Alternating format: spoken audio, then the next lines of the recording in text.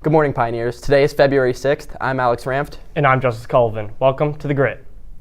Last night, boys wrestling beat Hilliard Bradley 58-18 on the strength of pins by Tyler Delarocco, Aiden Chorn, and Joseph LaRosa.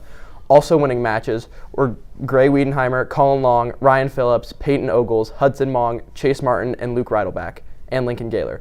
The boys even their OCC record at 2-2 and head to the Canal Winchester tournament tomorrow. Girls wrestling traveled to Pittsburgh for 3 tough dual meets. The girls wrestled national number 2 Broken Arrow, Oklahoma, losing the duel 48-22. Then followed with Pennsylvania powerhouse Cannon McMillan, losing the duel 39-24. They finished the day with a 60-16 win over Seneca Valley, going 3-0. Lacey Nick, Elena Smith. Last night, girls wrestling defeated Hilliard Bradley 58-21 to move to 2-0 in the OCC. Winning the matches were Peyton High, Natalie High, Camille Ramey, Kenzie Carter, Elena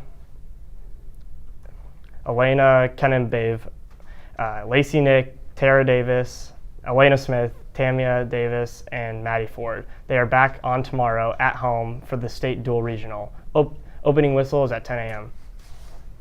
To start the week off, Orange Hockey had a win over Dublin Jerome 3-1 with juniors Max Zavarella, Colin Henry, and Graham Webb all scoring for the Nears. Then, in a rematch, the Pioneers had a close overtime tie 3-3 with Dublin Jerome. Goals came from juniors Maverick Shulvin and Jackson Tg, as well as senior Ian Leskovich. Then, to close out the break, the Nears won 5-1 over New Albany, with junior Roman Wagner scoring twice and junior Colin Henry, along with seniors Jake Gerard and Ian Leskovich, both scoring once, to help the Nears secure their last win this season. The boys then last night lost 1-4 in the CBJ Cup to Dublin Jerome. Junior Roman Wagner scored the lone goal for the Pioneers. Boys basketball went 1-1 on the week. On January 24th, the boys fell short to undefeated Newark 60-54. Olentangy Orange took an early lead by hitting 7 of 11 three-pointers in the first half, and they led 33-24 before Newark narrowed the score to 33-29 at halftime. Newark had a big 15-3 run in the second half to take the lead 50-38. The boys bounced back this past Friday against Kaufman with a 60-48 victory. Senior Reed Wilson had 10 points in the opening quarter to pace the Nears, finishing with a total of 13.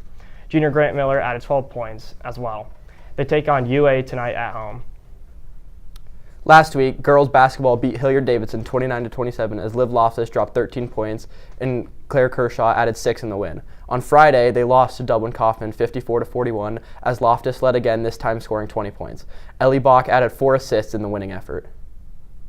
Gymnastics had a big win last weekend. They had a ton of individual placements, including placements from senior Macy Medley coming in first in the all-around. Now, let's throw over to Maddie with an interview with girls basketball player Liv Loftus. Thanks, guys. I'm here with Liv Loftus. Thanks for coming on today. Yeah. What's your go-to move when you need a bucket in crunch time? Probably either a hesitation or a in and out to finish on the right side. If you could steal one skill from a WNBA or NBA player, what would it be? Probably Caitlin Clark's three-point shooting abilities, because that's what I struggle with the most. Nice. What's your pregame ritual or hype routine? Pre-game, I go to Starbucks and get a strawberry acai before every game.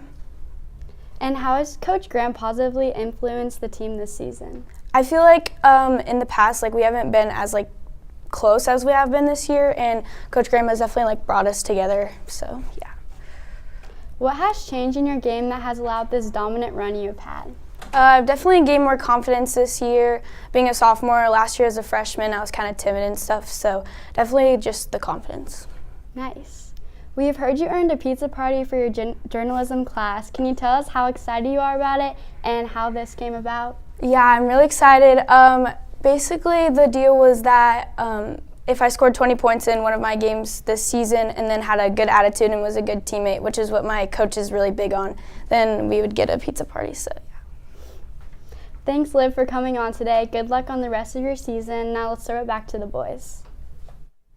All right, now it's the time you have all been waiting for. We got the pick'ems and a good slate. Not nothing too crazy, just the Super Bowl. But we're gonna start off here in men's basketball with the two-time UConn champions of the past 3 years. They've won 2 of them, and the St. John and St. John, led by Rick Pitino. Two great coaches, historic coaches. Both have won a national title. Dan Hurley's won 2. Rick Pitino's won 1, but that was obviously not with St. John's. But he's here. It's always been defense for St. John's. It's been their big thing. Rick Pitino's always been a defensive coach. When he was at Louisville, it was the same thing. Dan Hurley is a very team-connected atmosphere. We saw Stephon Castle in the NBA, when he's let go, is a dominant player. But when he's at UConn, it was a little bit more on a leash and played more like a team player. So you can see that's how UConn plays. They're the best team in the country outside of Arizona, in my opinion. That's their only loss on the season by like 4 points. And Arizona's undefeated. So I got to go UConn here. I'm not a huge fan of St. John's, just kind of a small, not a big fan of them. And but they're a good defense. They'll make it close, but I'm going to go UConn. Yeah, and this St. John's team has been on a roll recently. Some early season struggles, but some close wins against solid ranked teams. They're still really good. I think they're better than that 22 ranking that we see here, but this UConn team is just too good. Like you said, easily the second best team in the country. I think UConn takes it pretty easily. And then we got the UA Golden Bears versus the Pioneers in boys basketball. Just like in football, this is an elite matchup as in basketball as well. That 10-6 for the Pioneers is a little bit skewed, though. They played a very, very, very tough schedule, especially winning the state title last year, coming first, winning the OCC, winning everything pretty much. I mean, they lost 2 games the whole season. They're going to have a much tougher schedule, and they've had games against some teams down in Cincinnati, like Princeton City Schools, who are elite. Newark is undefeated this season, and they lost to them by only 4. I do think the Pioneers get the win here. I think even though a lot of the seniors have left this year, they still got some veteran help with Trayton Schrader, and Grant Miller's really stepped it up. Reed Wilson has been playing phenomenal the past couple games. UA's had a lot easier of a schedule, and that's kind of what gives them the better record. I think the Nears, with that type of record, probably be in a much higher position, but I'm going to go the Nears here. Yeah, and the record for the Pioneers here, much better than it seems. Started the season off 1-4. I think if you give them a month to prep, the guys coming back from football, I think this Nears team ends up being 14-2 with only losses to Princeton and Newark, obviously 2 of the best teams in the state. This will be a really good matchup. UA got the best of the Nears early in the season, but I think Orange is able to get one back. And then we got the Super Bowl, the game in America. Everyone will be tuned in to watch this February 8th. I'm very excited for this one. We got 2 amazing team coaching. That's really what it comes down to. Mike McDonald, tears streaming down my face, the old Ravens defensive coordinator. I wish he was the Ravens head coach right now, but he isn't. We move on. And Mike Vrabel, probably one of the worst firings when the Titans fired him for absolutely no reason. And now look where the Patriots are 2 seasons into his coaching career. He just won Coach of the Year. Mike McDonald came, I believe, 3rd behind Kyle Shanahan and Mike Vrabel. So you have 2 elite coaches. The 2 difference between these teams is Drake May for the Patriots, in my opinion, is a lot better than Sam Darnold. But I do think that the Seahawks offense overall is a much more talented roster than that Patriots offense is. But I don't think this game's going to be about offense. I really think it's going to come down to the defense. And this Seahawks defense has looked phenomenal. Even in that Rams game, they had times where they struggled, but there are a lot of drives extended by bad penalties. We saw, I believe Tariq Woolen had like unnecessary a penalty for taunting, and that gave the Rams some life, and they were able to go down. But that game never really felt like the Seahawks were going to lose to me.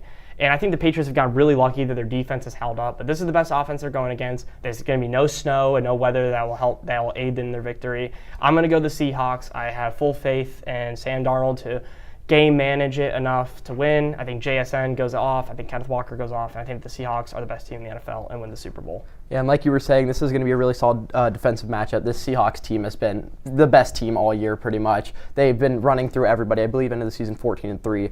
I mean, there was just no one that we've seen really be able to stop the Seahawks offense, and nobody that we've been able to see break through the Seahawks offense. We did a little bit at the end of the season against the Rams in that overtime game, but I do think that this Seahawks offense just outmatches the Patriots everywhere besides quarterback play. I think JSN, like you said, goes off. I could see Kenneth Walker scoring multiple times, and I also think the Seahawks take it. That's all for our show today, Pioneers. Thanks for tuning in to this week's edition of The Grit. I'm Justice Cullivan.